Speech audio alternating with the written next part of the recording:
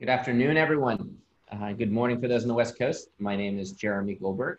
I'm the president and quarterback at LeagueApps, and I'm excited to welcome you to another NextUp Town Hall. I'll give everyone a second to get settled into this virtual environment before we jump in. And excited to have everyone with us. As we really wrestle with this question of what is youth sports looking like today as the fall approaches.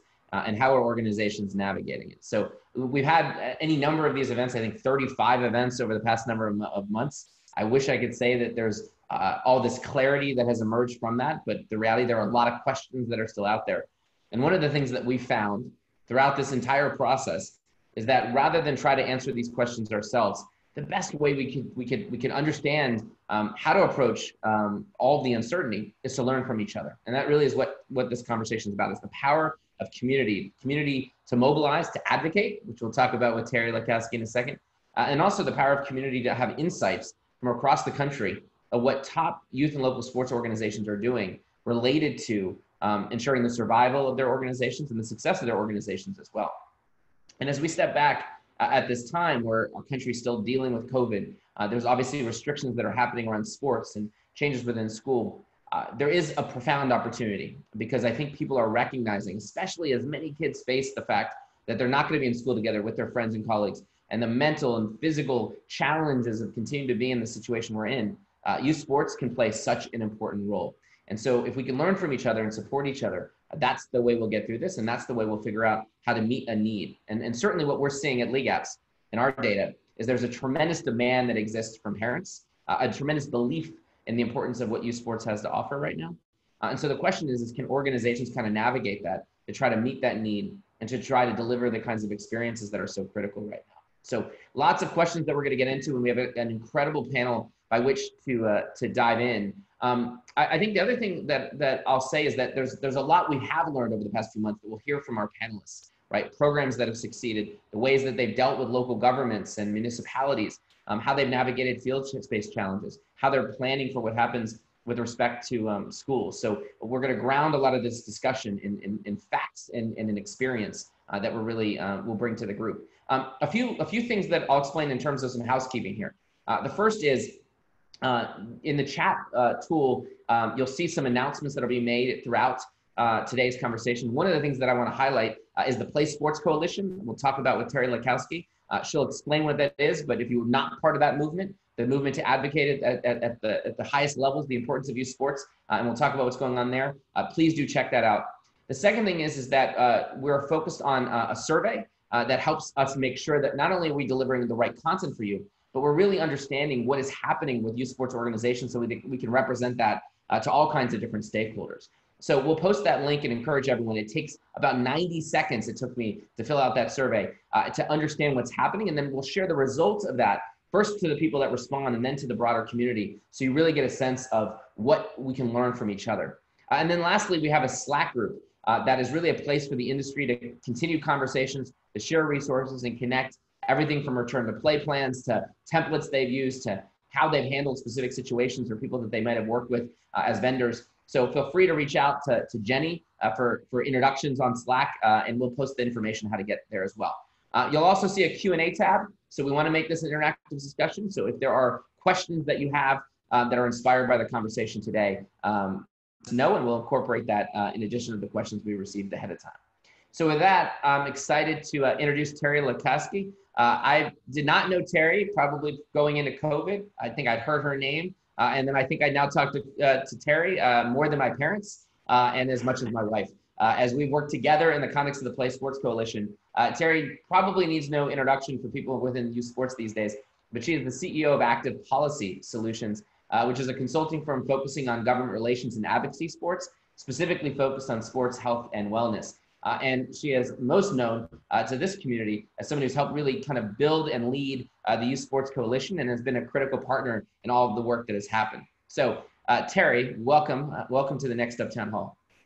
Thank you for having me. So, Washington these days is on everyone's mind. And a lot of the people that are listening are people that are organizations that are really struggling to navigate with what's happening because of the restrictions connected to COVID and the broader economic concerns. So when you talk about organizations that, are they going to survive? Are they going to make it? How are they paying bills? There's a lot of challenges that they're facing.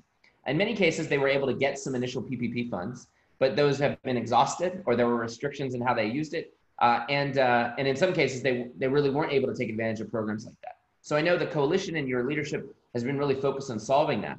So a starting point is what's happening in Washington, and how might that impact youth sports organizations around the country? That's a great question. And I think depending on the minute or the hour, the answer could change. So backing up for a little bit, prior to last week, there was a real diligent effort across both sides of the aisle to work on this next round of coronavirus relief package. And everyone was expecting for that to come out last week, in fact. There were several provisions in there that could directly benefit youth sports that I know we're going to talk about. Unfortunately, what has happened is those negotiations have stalled. Last week, what we saw was the president put out an executive order to provide some temporary relief, which we're not sure he has the authority to do or what the actual impact of that will be. And so it seems that that action has stalled the negotiation somewhat and put things on delay. The good news is not only youth sports is in need of these resources, but everyone around the country, all kinds of businesses are in desperate need of this next relief package. So my belief is that it's not done permanently. They're just taking a pause, hopefully to get back to the negotiating table and get something done, whether it's the end of this month or the beginning of next. So I do think there is still an opportunity for this next relief package to move forward. There's a lot of good ideas on the table, and it's just a matter of when that will happen. So let's unpack a few of those topics for this group. So the first question is what it might contain, and the second question is when it might happen. So in terms of what it might contain, maybe answer two things. One, what has the youth sports kind of coalition, play sports coalition, what have we been advocating for, and what are those kind of elements that are being debated within Washington? And then we'll talk a little bit about what we've heard about some of the package elements that have come out publicly. Sure, those are great questions. Yeah, so what it might contain is a lot of things, but how does it actually help youth sports is, I think, the key question we should focus on. So, as you mentioned previously, the big challenge, I think, for our community is that the way these loans came out before just weren't structured in a way that takes into account how youth sports operates. Namely, that most of our expenses go towards running the programs, getting the facilities, our operations, not our payroll. So if you were able to get PPP or not, the challenge is if most of your overhead isn't payroll related, it didn't get you very far. So what we've been advocating as Play Sports Coalition is a new loan program framework that takes into account how youth sports is structured. Namely, that the amount of your loan should be based on your expenses and your needs, and that the forgiveness of that loan should be tied to your revenue loss. So there's a couple of different vehicles that we've been advocating for that does that. The first is HR 7562, which is the COVID-19 Youth Sports and Working Families Relief Act that was introduced by Congressman Max Rose of New York. And now this is a bill that the Play Sports Coalition has been leading, and it specifically addresses the needs of the youth sports community by providing a loan program just like I spoke about, and then also giving some tax incentives and credits to working families to help them get back into playing sports. That legislation, we're hoping to include it's in this next relief package. And it's really been picking up steam, thanks in large part to so many organizations like you all who've been reaching out and making your voice heard. We now have 32 co-sponsors on this legislation, and we're continuing to build from there. Before I shift to the next one, Jeremy, do you have anything you wanted to add about that piece? Well, yeah, so I think what's important is that's a vehicle that's very specific and tailored to youth sports, not only just about relief, but actually tax credits for families, so that it would whether you have a savings account or actually just through the earned income tax credit, you actually would get subsidized. Your parents or families would get subsidized in how they pay registration fees or for equipment related expenses. So that's one vehicle, and then I think there's a vehicle in the Senate that's a companion vehicle we've been focusing on there. So can you talk a little bit about what that is? Yeah, absolutely. Yeah. So there's a lot of industries besides youth sports that are hurting right now. And so, so there are a lot of members of Congress who are looking at solutions that could help more than just one industry. So we have also been advocating for a bill called the Restart Act, which originated in the Senate, but now there's also a bill in the House. And what this does is similar to our youth sports bill, but it helps a broad array of organizations and small businesses by providing a loan where the calculation of that loan, like our youth sports bill, is based on gross receipts, and then forgiveness is tied to revenue loss. Sound familiar? But instead of being only for youth sports, it would open up to all small businesses, under 500 employees. So we see this as a really good option as well that could help the youth sports organizations. Most of your organizations, I would assume, would be eligible to apply for this. And it's getting a lot of support across both sides of the aisle. They now have over 50 co-sponsors in the Senate with only 100 senators. That's really good. And so I think that will see elements of this legislation integrated into the negotiated package. So it seems like there's good news, because as people are listening, they're like, okay, wait a second. There are these ideas, but is it actually going to impact things? There's a lot of things talked about in Washington. And so the Republicans in the White House, when they put out their version of what this happened, the House passed a version before, there was a lot of ideas, even in the most recent White House Republican kind of concepts, that actually borrow from a lot of these bills. So when you see the kind of where there seems to be areas of agreement, what are some of those areas that it feels like, wow, there's some momentum around that actually would help youth sports organizations? Yeah, it was actually really encouraging to see. I mean, we've been having conversations with hundreds of offices over these past couple months, and it was really neat to see, even in this very bare bones Republican first draft, some of our ideas were reflected back in there. And that really is this understanding that PPP, while a good solution for some, isn't the only solution or the right solution for many. And so in this Republican draft, there was a section for small business loans other than PPP. And the loan framework was based on gross receipts. Now, there was no forgiveness in this section, and it was very limited as to who can apply. So there's still a lot of work that needs to be done. But the fact that that initial concept, which is one that we've been promoting as the Play Sports Coalition for these past 4 months, was in there at all, was really encouraging to see. Yeah, so from the intelligence that we've gotten and been reported, it certainly seems like one of the areas of agreement between Republicans and Democrats, which not a lot of these days, is around small business support. And it feels like the principles that you're talking about that were in that, even that Republican package, really come down to the fact that if small businesses are continuing to be impacted by what's happening, right? Especially if they have significant revenue loss, there's a desire to provide them some more money with some more flexibility to help support those businesses stay around. And that it feels like there's a consensus around the need for that. The mechanisms are the things that we're trying to influence, because as we know, often the devil is in the details. So the question is timing. Do you think this is going to happen? And what might be the legislative time frame around this? I do think it's going to happen. I mean, we're not going to go into an election year with the country, hurting. I mean, this directly impacts people, and people are voters, right? So, I mean, if I was a betting woman, I would say, yes, this is going to happen. I think that there's, the timeline, I'm not real sure. There was an article I read today that's talking about perhaps the end of September, because they do have to get an appropriations bill out to actually fund the government. And so there's an opportunity, if they're not able to pass this coronavirus relief package on its own, that it could be integrated into the need to fund the government so it doesn't shut down. So there's going to be a couple of bites at this apple, but I do think, unfortunately, it's not imminent, but we hopefully will see something happen over these next few weeks to months. Yeah, so I'm going to go on I'm going to go on the record for this group. It's going to be recorded saying something will pass. And the reason why I believe is the same confidence you will be, which is, one, if you're going into an election year, right, you're going into elections in a few months, you don't want to be the people that aren't delivering money and support to families and in particular small businesses. Like, that's a popular position, especially where there's agreement. And your point is, we've heard the same thing, is that the end of September timeframe where they have to either pass the appropriations package or some kind of continuing resolution.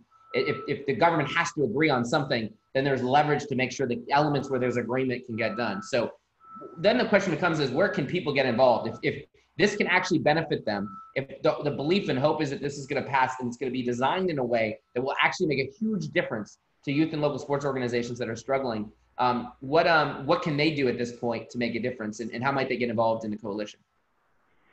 That's a great question. Well, if you haven't already, please go to playsportscoalition.org and click to join the coalition. There's a button there where you can join our cause, but then the most important thing is please act. Right now, the best thing we can do is ensure that whenever they do get back to the table, our bill is in the best position to be successful and included in this next package. And to do so, we need as many co-sponsors as possible on this legislation. And the people that these members of Congress are most willing to listen to is their constituents, AKA their voters. So we have a Take Action Center on the Play Sports Coalition website that they're going to be sharing in the chat, and they just did. Thank you very much. So if you can go to that and click, there's some easy tools you can use to make a phone call to your elected official, send out a tweet through social media, or send them an email. Or if you're really motivated, please do all three, because this really matters. There are members of our Play Sports Coalition who made the call, and that's how we got members of Congress on this bill. So it really helps, and we would love all the support we can get.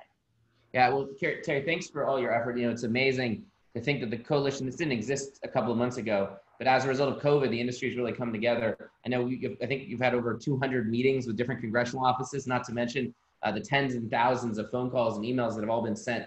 And to see some of these ideas already being built into what might very well likely pass is exciting. And the most important thing is we got to keep youth sports organizations, local sports organizations surviving and alive here. And this is a place where government needs to step in, given a lot of the restrictions that are coming down. So we appreciate you being on the front lines. Encourage everyone to check out the Play Sports Coalition. And thank you for joining us today.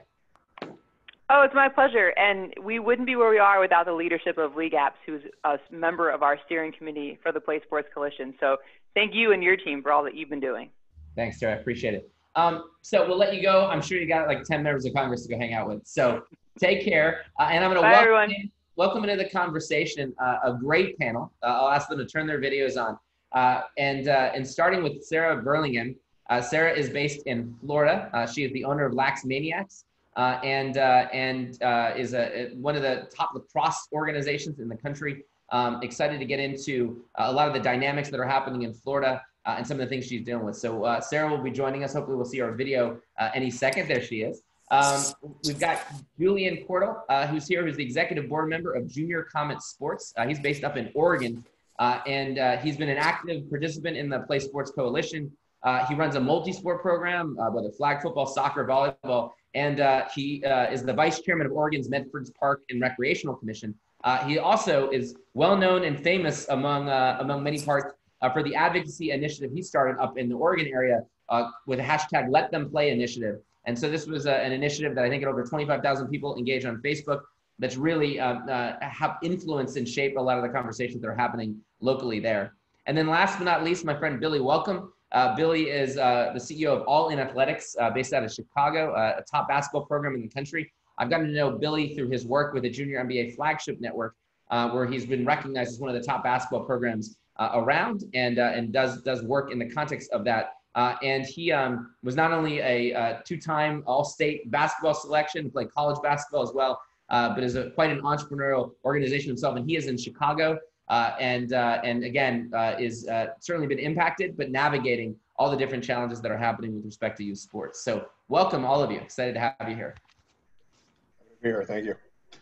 So one of the things that I think would be helpful as a place to start is understanding where each of your organizations are. What I'm really excited for this conversation, and I'm an optimist by nature, is that there's a lot of people that understand the importance of youth sports more than ever before. There's a lot of uncertainty we have to navigate, and each one of your organizations and your leader in your own individual leadership, I think, is something that can inspire and inform how a lot of organizations are approaching this.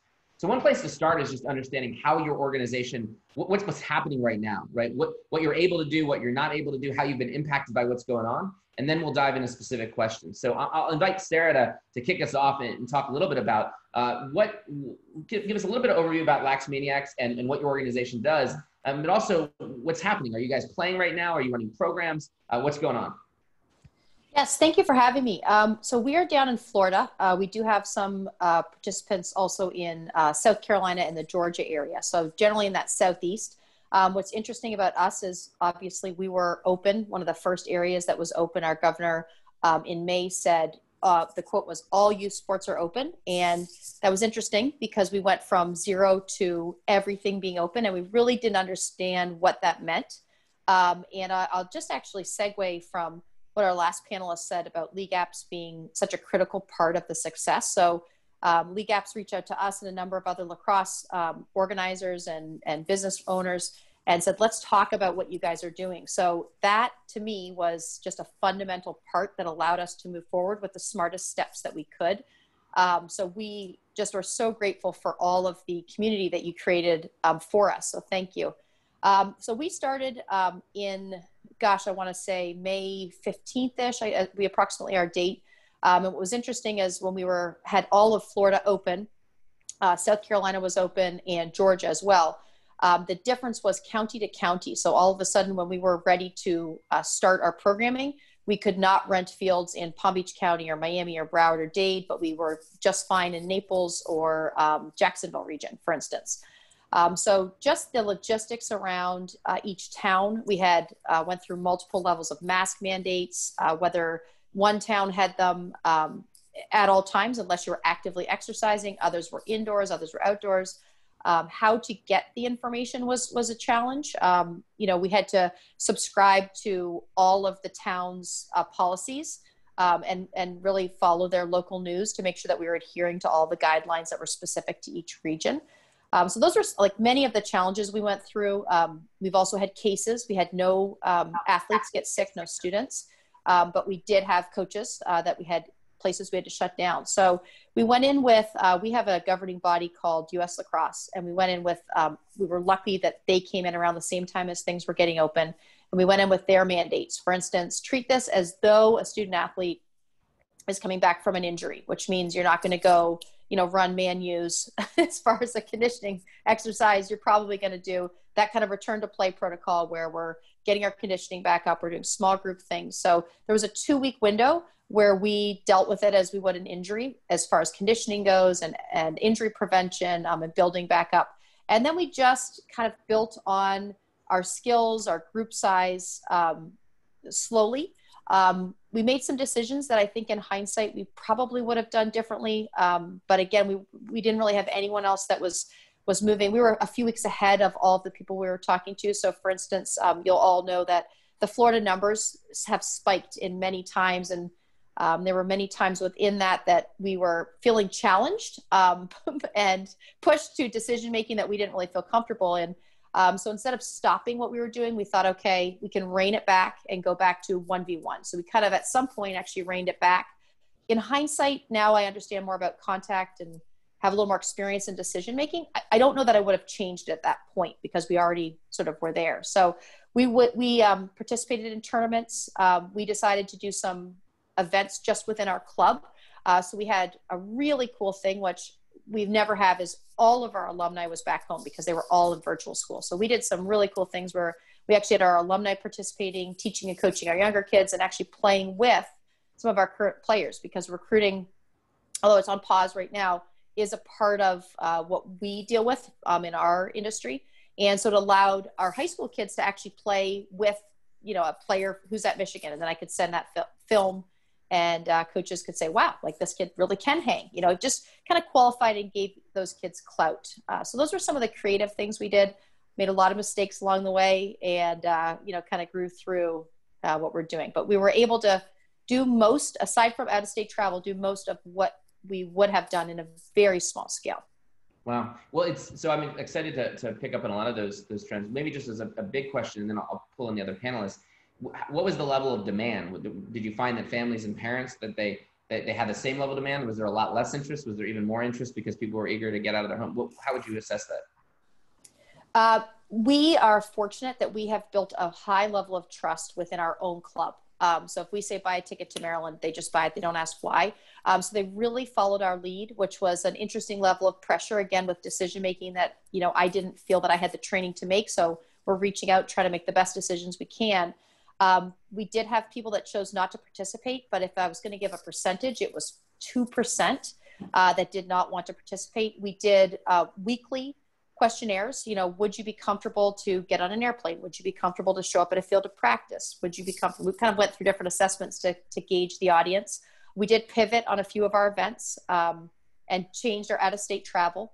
But mostly people were very eager, very, very eager to participate, and felt that what we had done they felt safe. And then there was a whole other level of interesting things, questions I had to answer once we had our first case. Yeah. How are we communicating with parents and Yeah. doing that in a way that we're continuing with trust and transparency versus feeling like we've breached that. So there was some challenging things in there. Yeah, I'm eager to get back to that too, because I think there's a lot of great themes. One is the adaptability, right? As you're innovating and thinking about the different formats of playing, and that the ways in which the strategy you use to build that kind of trust, right? One is getting the right kind of information, communicating well, surveys, and then obviously leveraging the trust that you built within your organization. So all ideas that we'll come back to.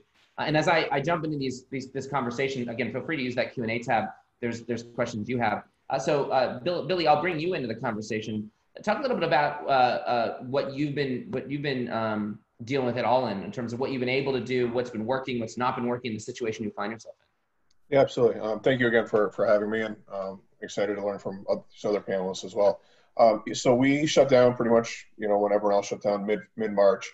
And, we sent out surveys to parents on what they'd be interested in doing once we're able to return to play, what they were not comfortable doing, similar to what Sarah said. And the majority of people were eager to get back on the court. But obviously we were following all government mandates, both federal and local. We put together an 18-page return to play guideline and a handbook for our parents. So I think that the parents knew that we were taking this seriously. There's some programs, frankly, that were not in the area. And some of our better players ended up leaving us and going to other programs because they started practices in early May and we're having contact and going to out-of-state tournaments. And we just said, and our coach was like, Billy, what are we going to do? We lost this really good player. I said, well, we're going to do things that we think are right and protect not only our players and our families, but our coaches and their families. So we were really cautious in everything we put together. We finally got back onto the court the week of June 8th. We started our summer camps and our travel team practices, but with no contact. So certainly not a normal basketball experience. But I think the parents and the kids were appreciative of the precautions we were taking, and that we're at least getting them back on the court. Because at that point, it had been 2.5 months where the kids were, on their iPads and playing Fortnite and all those things. The parents were just excited to get them back on the court. But we were very cautious in everything we did. The players had to wear a mask as they entered and exited the facility. Our coaches had to wear a mask the entire time. We eventually progressed. Beginning the week of June 29th, we started contact practices and contacting our summer camps. But even then, I told the coaches, I was like, look, I think Sarah said, something similar, like don't go from 0 to 100. So, those first couple of weeks of contact practices, some of these kids hadn't really had a lot of exercise in 3 months or even longer. So, we give them extra water breaks and those kinds of things. And then finally, the weekend of July 11th to 12th, we started playing some tournaments, but no out-of-state tournaments. Everything was within Illinois. We didn't go to like Vegas this summer. We didn't go to Atlanta or, any of the big tournaments we typically go to. So it was all within Illinois or just over the border in Wisconsin or Indiana. Our 2nd through 8th graders finished up their summer season last weekend, and we sent a thank you, and we had, probably a few dozen, responses to that saying, hey, we really appreciate how you handle things. You guys are extra cautious. We don't know what we're going to do for the fall, but, we could have asked for, a safer experience for my child. So we're hopeful that our fall season is going to be similar. Unfortunately, the governor of Illinois announced a couple weeks ago that effective this Saturday, the 15th, there's no more in-state competition allowed in Illinois, meaning we can't have any tournaments. We can't play in any tournaments in Illinois. And he also said that it would have to be non-contact practices, but scrimmaging was allowed. So no matter what sport it is, lacrosse or soccer or football, how do you have a scrimmage, but you can't allow contact? So we're trying to get some clarity on that. And unfortunately, we still haven't gotten that. But we're going to release our fall schedule. And we're just going to say, look, we're going to be flexible, and it's a fluid situation. We're going to have our travel team tryouts, but it may just be inter-team scrimmages. So we're not going to be playing other programs throughout the state. We'll just be playing, one 6th grade all-in team versus another 6th grade all-in team. We do have 5 locations within Illinois, so we have teams in the north suburbs, in the city, the south suburbs, the northwest suburbs as well, in the far north suburbs. So we do have 5 locations. So we think we can have those teams scrimmage each other because they're going to be all-in teams. But again, trying to get some more clarity from the government on that and figure out exactly what we can do. But, it's been a trying time for everyone. 60% of our revenue for the entire year is made up from March 15th to June 1st. So we lost all that, and there's no way to get that back, obviously. So we're just trying to adapt. We did virtual training, for April and May. And it went pretty well. I mean, I think the parents and kids were like, hey, at least it's something. And it was a way for our coaches to make some money as well. But, it's been a trying time, and we're lucky to learn from a lot of different organizations, whether it's basketball organizations or from other programs across the country in all sports. Yeah. So it's as you share that, and obviously it's certainly been a trying time for so many organizations. Pulling out some underlying themes, it seems like there was demand for your programs for summer camps. Was it the same demand you've had in the past? Was it higher? And do you have a sense that the parents are eager to have their kids playing? You just have to figure out the form of play for that to take place? Yeah, I think, our summer camp numbers did increase, from a typical year. So that was nice to see. Again, but I think because the parents knew that we were taking this so serious and we had those return to play guidelines in place, but we also made it clear to our parents and frankly to our coaches. We had weekly Zoom calls with our parents, especially in the beginning in April and May, and with our coaches. And we told our coaches, look, if you don't feel comfortable coming back, whether it's in June or July, it's not going to affect your standing with us. If you want to come back and coach in October, we're not going to say, oh, we don't have a position for you because you didn't, because you chickened out and didn't come coach with us, in June. And we told the parents the same thing. We said, look, if you don't feel comfortable having your child play this summer, we completely understand. We're not going to hold it against you. We refunded over $80,000 in team fees, because, some parents just weren't comfortable. And, we did offer people to give them a credit, and some people took advantage of that. Some didn't, just said, look, I don't know when my child's going to be comfortable playing, so we want to refund. So we did that.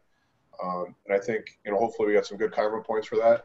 But I think that, I know other organizations, and not just in basketball, but, summer camps, they didn't give anyone their money back and just said, either it's a credit or we're just keeping the money and you'll never use it. So I think we try to do things the right way. And again, learn a lot, similar to what Sarah said, learn a lot along the way. Didn't make we weren't 100% correct in every decision we make, but overall we feel comfortable with the decisions we did make, and yeah, and I think the parents appreciate it. As you share that, one thing I've shared on this call before, and I think it's important, as I think about my own experience at LeagueApps, as we try to lead and manage our business in the short term, you when you're dealing with so much uncertainty, you have to respond to that uncertainty, but you also can't lose sight of the larger fundamentals that are driving your organization. And Jeff Bezos had this great quote I've used a few times. I mean, look at Amazon and as a company, how they continue to perform and do, right? Someone told me the other day that the S&P from the beginning of the year is actually up, but it's actually the entire growth is driven by 5 companies, Amazon being one of them. You can probably guess the other ones these days. But what Jeff Bezos talked about, he's like, listen, trying to build your business just to respond to short-term trends, you'll never be successful. But the most successful businesses aren't asking themselves what's going to be different in the next few years. It's actually going to be what's.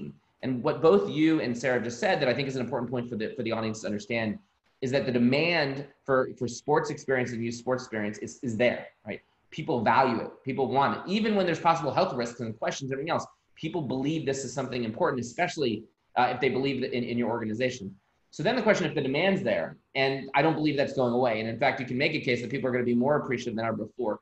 The question is, how can you capture that demand based on navigating the restrictions that you have in the short term, and do what you can, because in the long run, if that demand's there, your organization will bounce back. You'll be successful. And in fact, if your organization is able to succeed and thrive, you may be in a position to grow where other organizations aren't responding the way you are.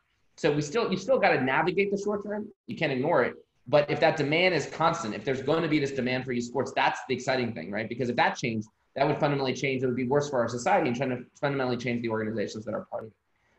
Julian, to bring you into the conversation, obviously from the perspective of Oregon, maybe give us a quick snapshot about how you've been responding to the programs that you've been involved with. And then I specifically want to drill down to kind of the role the government plays, especially local government, because that's a central factor for everyone these days. Yeah, so for us, COVID hit right at the end of our spring, or right at the beginning of our spring soccer season. And so we've been out of season for flag football, volleyball, basketball, the other parts of junior combat sports. I'm also involved with Oregon United FC, which is a competitive statewide club. And we've had training ongoing throughout that. With a caveat now, so in Oregon, the governor has divided all of the counties into 4 categories: baseline, phase 1, phase 2, and phase 3. Baseline is basically the day one when that hit, every county was a baseline county. We don't know what's going on. We don't know how many cases there are. We don't know what protocols.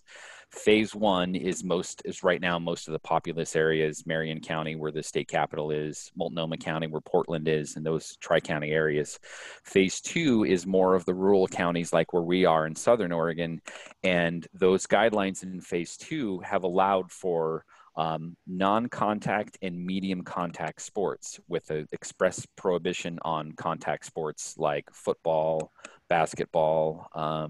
I can't think of the others off the top of my head. So for the most part, junior combat sports is we've been in a holding pattern with no programs to really offer, but we were out of season, so it was okay. But as we obviously got into the fall, it was like we've got to figure out what we're going to do. Soccer has been a big part of what we do in Southern Oregon. We have a large Hispanic population, so soccer is cultural here. That's been ongoing with those restrictions, basically meaning as of like last week, it was like you need to have a mask if you're going to play within 6 feet. There's a lot of room to work within that to do a lot of things. So for the last couple of months, like at Oregon United FC, every one of our phase two counties that had teams, we're able to do regular trainings. There's a lot of soccer training you can do and not have players within 6 feet. So we've seen a focus on that. And frankly, I'm really impressed with the way that the adults involved have become creative and innovative in this with these restrictions. Part of what we do in the game of soccer is we encourage players, what is this drill or what is this skill like if we give you a restriction? So, you can, it's about developing the mind to understand how to use things you may not intuitively want to use. So we're really focused on how do we be intuitive with this stuff. And we've got some great ways that the soccer coaches have come out of these restrictions to keep everyone safe, keep the parents happy, keep the organization at low risk, but also get the players out there and active.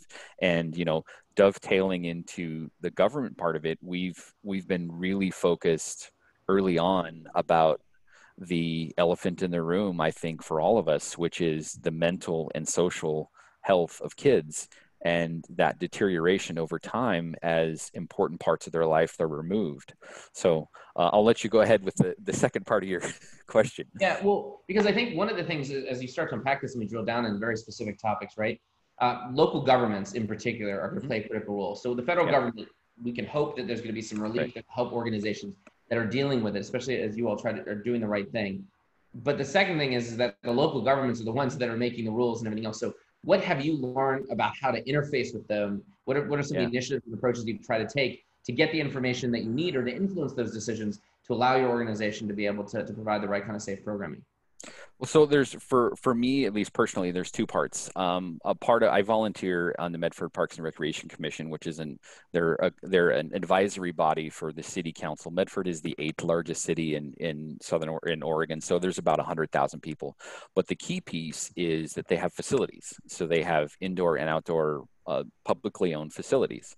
My experience being a commissioner led me right away as we saw this COVID situation coming. It's going to be really important that these youth programs have access to facilities. And the biggest thing I can advise anyone involved with youth sports is make sure that you're developing a relationship with the local and county government agencies, because from the inside, I can tell you, we didn't hear very often what these programs were doing, even if it's on city and government property, the public facilities. So what we did in junior combat sports is based in Central Point, which is even smaller than Medford. But we've had an ongoing relationship for years with the city. So I would go into the city council meetings and I would say, hey, we just wrapped up our fall season of soccer and want to let you know that we hosted 126 games here in Central Point. And there's online calculators you can use that will tell you the exact economic impact to that area. So we can go into the policymakers where they meet publicly and say, hey, we brought $86,423 to the local economy throughout these 8 weeks of soccer by having games here. And that that's incredibly impactful to those people who sit in those positions trying to drive economic impact. So that's at the local level, the city level.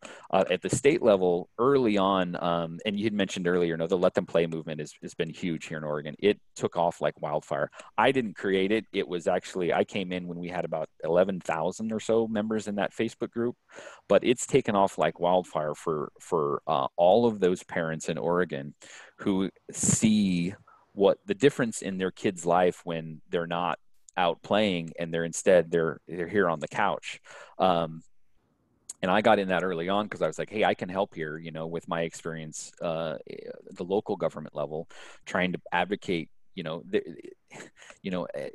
there's a right way to advocate with policymakers, and it's not always intuitive. It's not always easy because we often want to speak from the heart, and that's important. At the same time, in a very data-driven conversation about COVID-19, we've got to find the tactful ways to navigate, to make headway on these things that are important to us. At the same time, there's also pay respect to the idea that this is an emotional thing and it's important to these kids. One of the things that we did early on in June is we said, hey, we're going to put this issue right in front of the lawmakers. So we grabbed kids from Oregon United FC and brought them down, and we played a soccer game in front of the Capitol building on the grounds.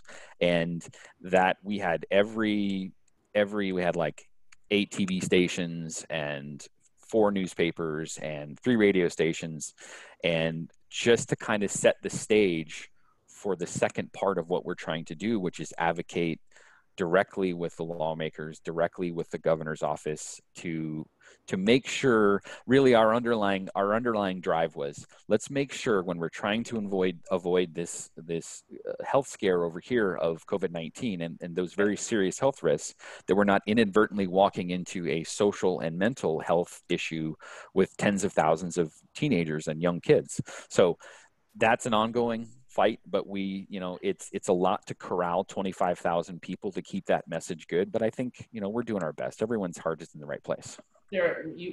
Field space is an important aspect. You mentioned how you're right. impacted by it. A lot of organizations are influenced by that. So how have you navigated the access to space, depending on how different municipalities are providing access to that? And what advice would you have for organizations out there that are trying to do the same? Well, I mentioned it a little bit earlier. It's really important that youth sports organizations develop relationships with their city and county or whoever oversees those. Because the second component that I didn't mention, they're also tasked with developing new facilities. They're constantly in park development. It's always happening, even when you don't see it. Those public meetings that we have on the Medford Parks and Recreation Commission, very rarely attended by members of the public, but they're public meetings. People can if they want to, even in the Zoom ages. Park development is always ongoing. So there's an organization called CAPRA, and they define the best practices for parks and recreation departments. And a big component of that is make sure you're developing parks that are accessible, that are easy to get to in response to the needs of the community. So it's in their charter to do that and do that well.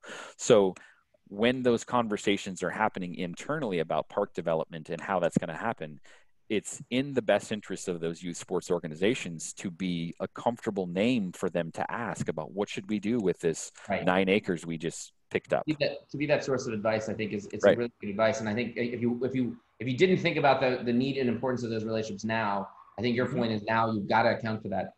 Sarah, just bring you in. How have you navigated that specifically? What advice have you learned about how you navigate field space access? How have you responded to challenges and restrictions? Well, I'll second the idea of relationships, and we've, from the get-go, have very positive relationships with our all our field organizers, whether they're county, town, school-wide, whether we're working on a school field. The one thing that you have to have in place for anyone who's on here who hasn't started is you have to have a COVID action plan, because the first thing they're going to ask you for, what are your policies and protocols? So one of the things that our leadership groups with LeagueApps, with all the lacrosse, is we just reach out, who has this document? So if anyone needs any of that, I'd be happy to share what we're doing. But what are the protocols you're putting into place? It was different from every region. For instance, we had fields where you could only rent one field for 40 people. And then we showed up at another field and there was a football combine going on. There was probably 300 people on one field. So very different, just again, reaching out to each individual component that runs the field and making sure we're getting them all of, I'd be happy to share that. I just saw that come through. But I can't do it from my iPad right now. So maybe in an email, they'll share it with you. We'll put it on this, we'll share the document in the Slack group. You know, one thing you mentioned, so having that document and plan, I think is important. One other thing I'll also mention is that as park and rec departments and municipal governments are going to be facing budget cuts, they're going to be looking for alternatives to how to run their programs and do those things. There may be other ways that you could be impactful in opportunities to help solve and address their needs beyond simply getting access to the space. Sarah, you also mentioned the action plan you put together, but you actually had to use it. So I know some organizations out there are wondering, how did you handle the positive cases in your organization? Like, what were the protocols in place? How did you shut down? What did that look like? So what was really important to me as a leader was on the top, we had a coach's action plan. We had one for families where they had to sign off on our protocols, and we called them, modified behaviors. We had to have behavior modifications on the part of our families on how they arrived, what they agreed to, what they would do. And we knew it was also fluid, like that what we thought in May was not going to be the same action potential we needed them to take in June. So we ended up, we felt that we had a good plan in place. When we started, masks were not really a thing that people wasn't on our radar. And I think at some point we were discouraged from wearing them.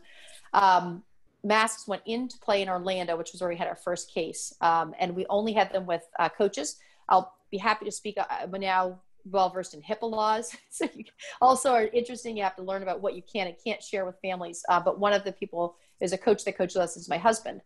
So when he went to practice and the next day started to feel symptomatic, we went to this COVID action plan that we had. Here is what we will tell people. Here is exactly what needs to be included. Here are the steps we're going to take. We always went back to the CDC. So we went to the CDC, the guidelines on youth sports, to say, once you have symptoms, here's what you do. And we went through that protocol. We linked back to it. I'd also be happy to share the actual emails. I'll take out some names that we shared with people when the cases came up. So we shut down 2 locations for approximately 14 days. Now, if you get the case on Wednesday and your next practice is not till Monday, we ended up going 2 full weeks of practices. So probably closer to 20 days off from last contact. And, really, once you send, for those of you that are just getting into it, once you send that email, just sit in front of your computer and be ready to. Oh, but we did absolutely have to use our COVID action plan. And I think the most important thing we heard through all of it, we did have to stick with our rules. So for instance, we had a shutdown on a Friday for Orlando. Then we had a training that was happening. And because we're pulling in from all different regions on that weekend, and I had to tell all my Orlando people, you cannot come, which then you get into the, what you've offered them, what people are allowed to participate, they've paid for it, but we really had to stick very strictly to the rules that we put into place. And although it felt hard at the moment, in hindsight, I'm so grateful that we had those rules written out before anything happened. And then we just went back to those rules and we stuck with them. That's great. Billy, one thing I think we've heard a lot about is if there's demand out there, but there's restrictions on how you can meet that demand, right? Because in Illinois, you're restricted in terms of certain competitive play or tournaments. What are the ways you're thinking about innovating or adapting? You alluded to a few of those things so that you can capture the fact that, parents want if you're in an environment where most kids are in virtual schools, they're not playing, you're in the house, you want to get the kids out and active. Julian mentioned the fact that it's about, the social and physical well-being that they have as well. So how are you adapting the kind of types of play or the types of programs you're running based on the restrictions you're facing? Yeah, I think surveys have worked out really well for us, and they're anonymous.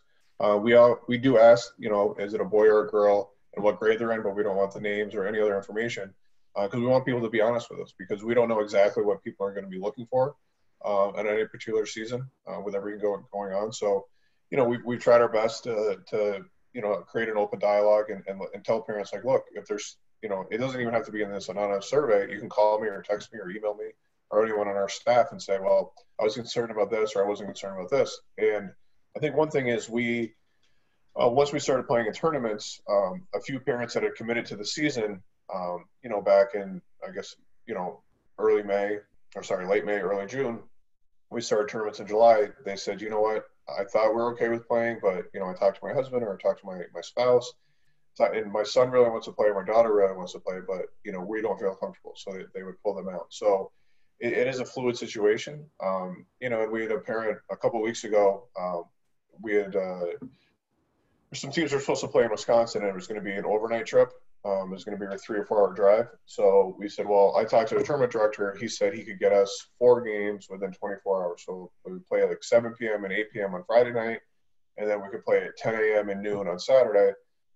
Because for the kids that live in the city of Chicago, there's a quarantine rule. If you spend 24 hours in more than 24 hours in Wisconsin, you could not.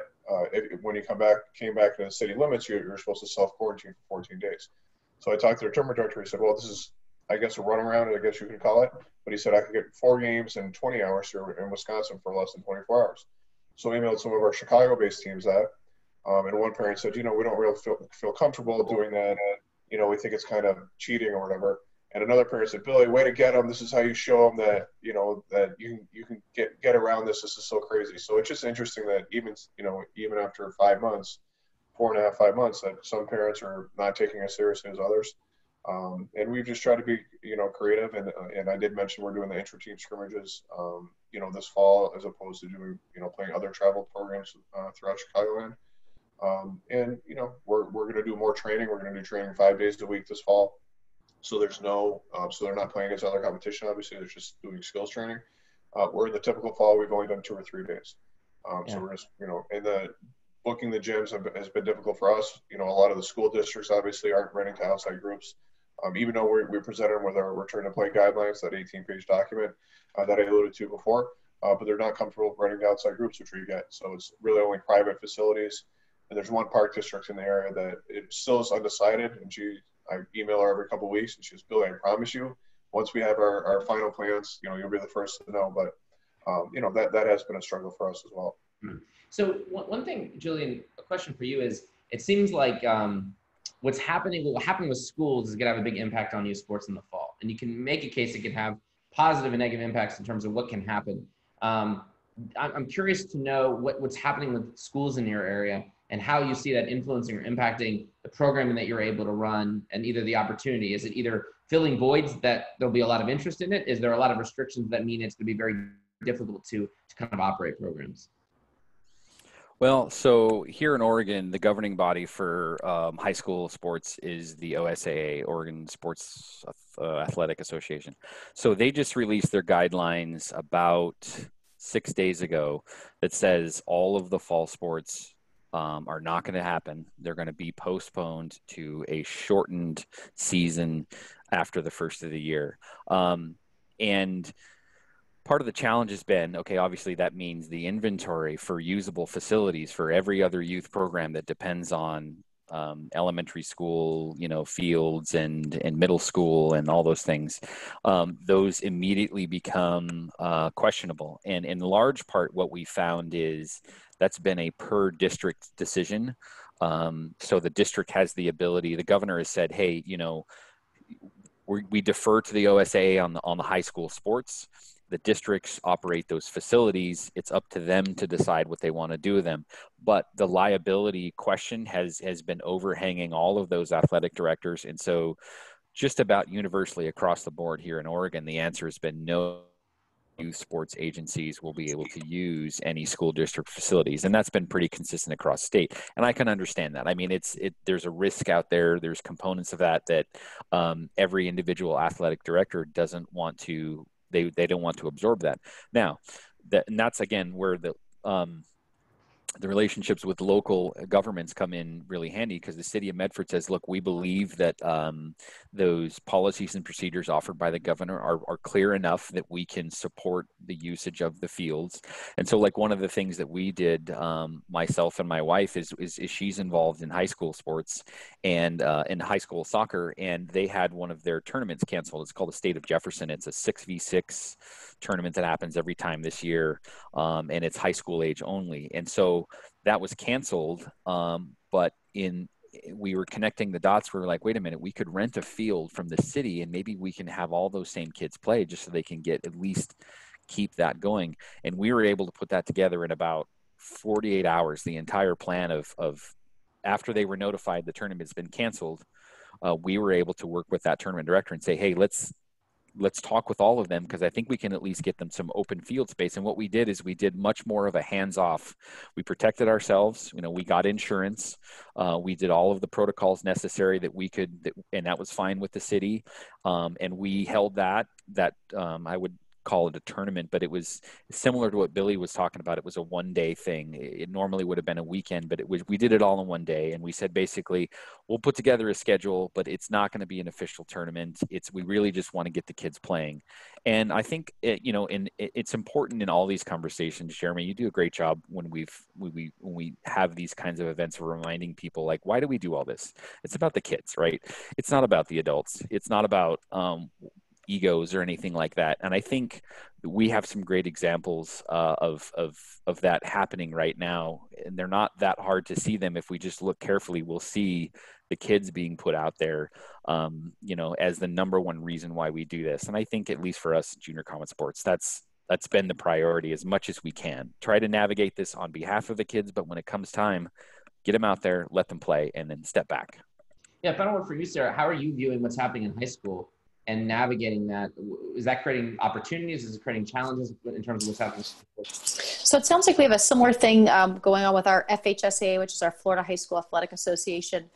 There's a survey that went out 24 hours ago to let them play. So they have met twice. The initial meeting for the FHSAA was there will be no changes, and initial contact, I believe it was the end of July early August was their first date. Everything was going to proceed as planned. Then there were all kinds of complaints. So they had another organizational meeting where they pushed back the date, and they're about to go into their third meeting where they're proposing that what you just heard, where they take all high school athletics and shift them by a start date. So lacrosse, which is a spring sport, would have a 6-week window in April to play. And what this return to play petition, it has about 40,000 signatures within 24 hours, obviously gaining momentum before the vote on Friday, is there are things like, a sport I'm not involved in, but football.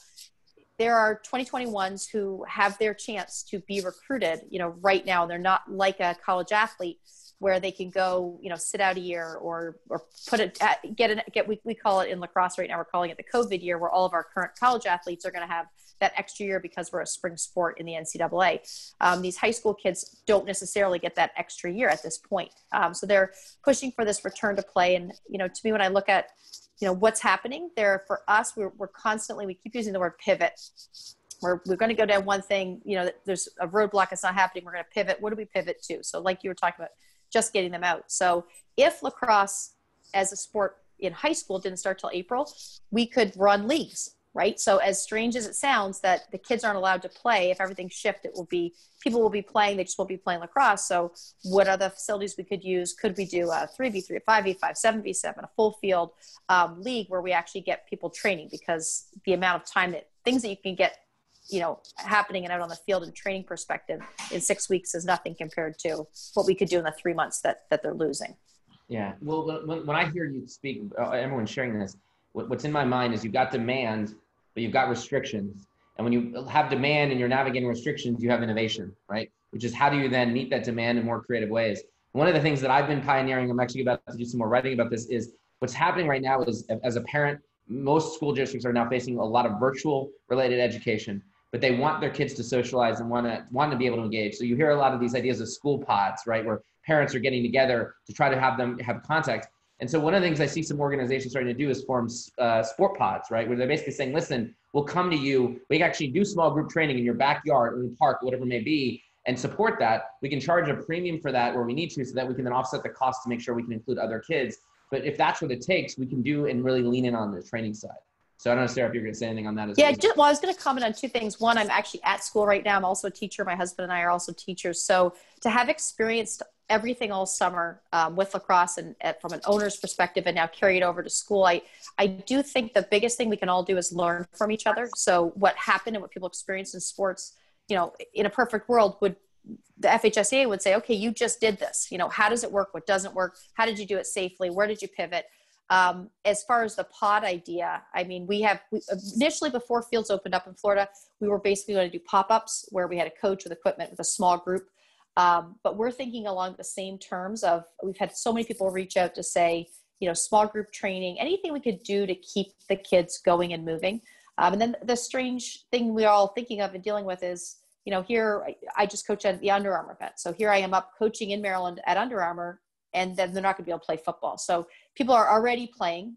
There are levels of where that's allowed, and many of the organizations are just shutting everything down. So I think if we can learn from each other, and like you said, use those innovative places to tweak what we're doing, definitely not doing things. I would say if you're still trying to if you're one of the people that's starting up and you're still trying to do what you did a year ago, you really have to look at how you can change it, tweak it, make it better, and move forward with those things when we get back to normal.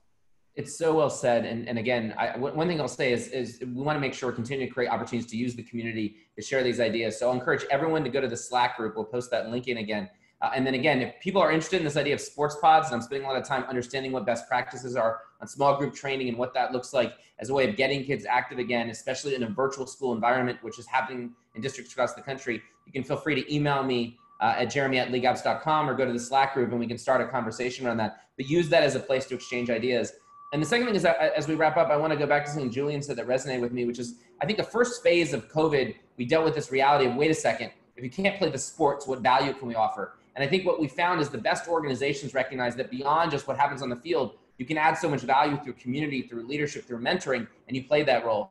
Now that you're back on the field, you may be able to play, but you can't actually play competitively. There's a lot of restrictions on that. So now you got to figure out how to deliver a sports experience that's not about competition, that's not about winning, but it's about all the other benefits associated with sports.